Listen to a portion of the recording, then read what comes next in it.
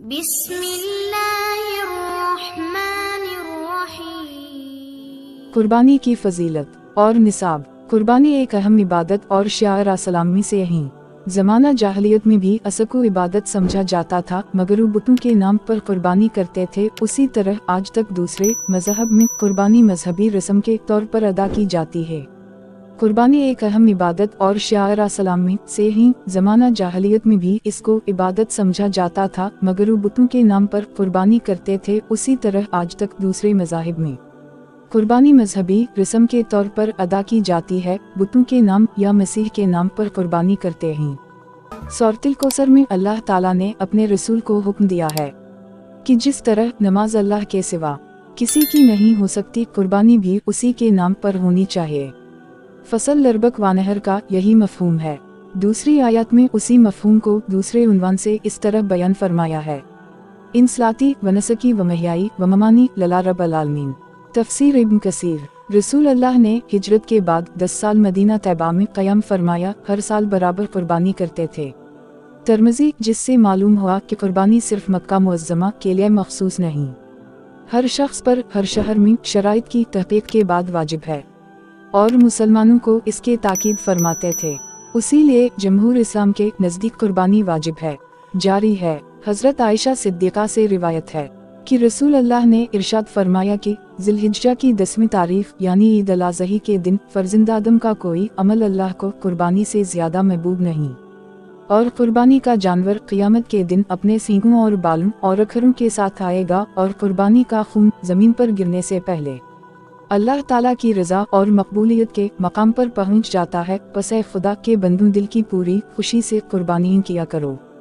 حضرت زید بن ارقم سے روایت ہے کہ رسول اللہ کے بعض اصحاب نے عرض کیا: یا رسول اللہ، ان قربانیوں کی کیا حقیقت اور تعریف ہے؟ آپ نے فرمایا: یہ تمہارے روحانی اور نسلی مورث حضرت ابراہیم علیہ السلام کی سنت ہے، یعنی سب سے پہلے ان کو اللہ تعالیٰ کی طرف سے اس کا حکم دیا گیا، اور وہ کیا کرتے تھے۔ ان کی اس سنت اور قربانی کے جانور کے ہر بال کے عوض ایک نیکی۔ انہوں نے عرض کیا: تو کیا ان کا بھی ہوتا ہے؟ اور یقینا ان میں سے ایک جانور کی کھال پر لاکھوں یا کروڑوں بال ہوتے ہیں، تو کیا ان والے جانوروں کی قربانی کا ثواب بھی ہر بال کے عوض ایک نیک کی شرح سے ملے گا؟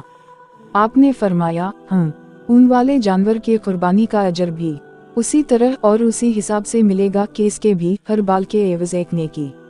رسول اللہ نے ارشاد فرمایا: جو شخص استطاعت رکھنے کے باوجود قربانی نہیں کرتا، وہ ہماری عیدگاہ کے قریب بھی نہ پھٹے۔ قربانی کس پر واجب ہے؟ قربانی ہر مسلمان عاقل بالغ مقیم پر واجب ہوتی ہے جس کے ملک میں 52.5 تولہ چاندی یا اس کی قیمت کا مال اس کے حاجات اصلیہ سے زائد موجود ہو۔ یہ مال خواہ سونا چاندی یا اس کے زیورات ہو، یا مال تجارت یا ضرورت سے زائد گھریلو سامان، یا مسکونہ مکان سے زائد کوئی مکان وغیرہ ہو۔ بعض دیندار لوگ بھی اس غلط فہمی میں مبتلا ہیں کہ فرضیت زکوۃ اور وجوب قربانی کا نصاب ایک ہی ہے، اور ہم پر چونکہ زکوۃ فرض نہیں لہٰذا قربانی بھی واجب نہیں ہوگی، حالانکہ دونوں کا نصاب الگ الگ ہے۔ زکوۃ 4 قسم کے اموال پر فرض ہوتی ہے: 1 سونا، 2 چاندی، 3 نقدی، 4 مال تجارت۔ ان 4 قسم اموال کے علاوہ جانوروں میں بھی زکوۃ فرض ہے، جس کا نصاب اور تفصیل الگ ہے۔ قربانی کے نصاب میں ان اشیاء کے علاوہ ضرورت سے زائد سامان کی قیمت لگانا بھی ضروری ہے۔ یاد رکھیں، ٹیلی ویژن، LCD جیسی خرافات، کپڑوں کے 3 جوڑوں سے زائد لباس اور وہ تمام اشیاء جو محض زیب و زینت یا نمود و نمائش کے لیے گھروں میں رکھی رہتی ہیں اور سال بھر میں ایک مرتبہ بھی استعمال نہیں ہوتی، زائد از ضرورت ہیں، اس لیے ان سب کی قیمت بھی حساب میں لگائی جائے گی۔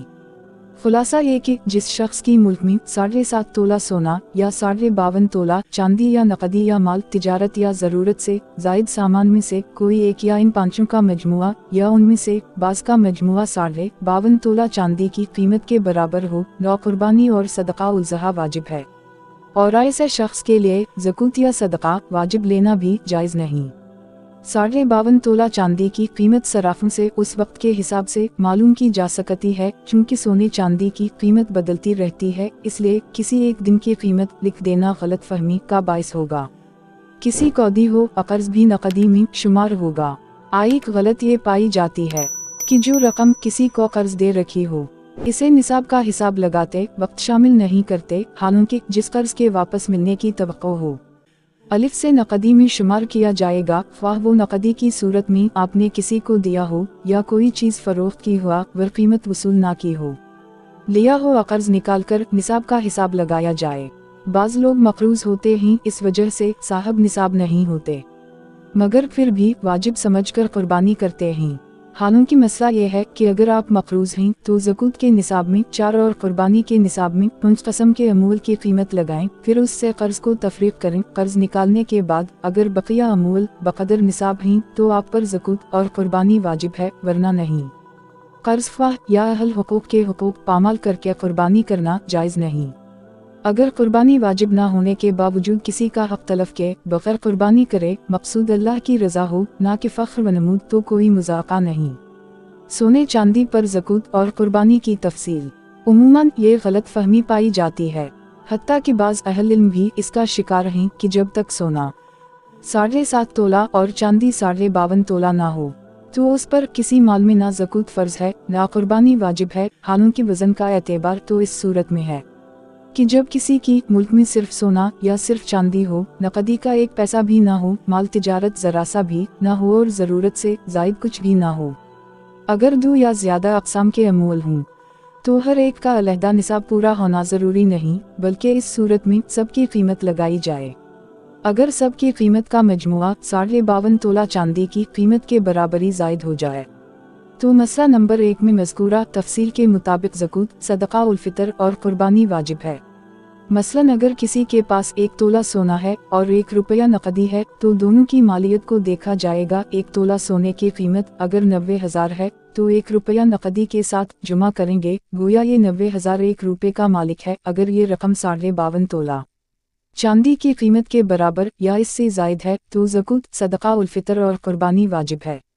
चुनंचे ख़वातीन के पास कई तोले सोना होता है, कुछ ना कुछ नकदी भी ज़रूर होती है, ज़रूरत से ज़ायद सामान के ढेर होते हैं, मगर वो ना ज़कूत अदा करती हैं ना ही कुर्बानी। इसकी इस्लाह बहुत ज़रूरी है। घर के सरबराह की कुर्बानी सबकी तरफ से काफ़ी नहीं। घर के सरबराह की कुर्बानी सबकी तरफ से काफ़ी नहीं। उमूमन ये देखने में नूनगुना आता है कि घर का सरबराह कुर्बानी कर ले तो उसे सब अफराद खाना की तरफ से कोई समझा जाता है। हालांकि सरबराह के अलावा घर का कोई और फर्दी अफराद निसाब के मालिक हों तो उन पर अलग से कुर्बानी वाजिब है। इस सूरत में घर के सरबराह की तरफ से कुर्बानी को काफ़ी समझना ऐसा ही है जैसा सरबराह की नमाज को सब अफराद खाना की तरफ से काफ़ी समझा जाए। हाँ, अगर औलाद अपनी कमाई वालिद को दे देती है और औलाद की मलकियत में और कोई माल ज़कूत और ज़रूरत से ज़्यादा सामान बकदर निसाब भी नहीं तो ज़कूत और कुर्बानी सिर्फ वालिद ही फ़र्ज है, औलाद पर नहीं। कुर्बानी के लिए माल पर साल गुजरना ज़रूरी नहीं।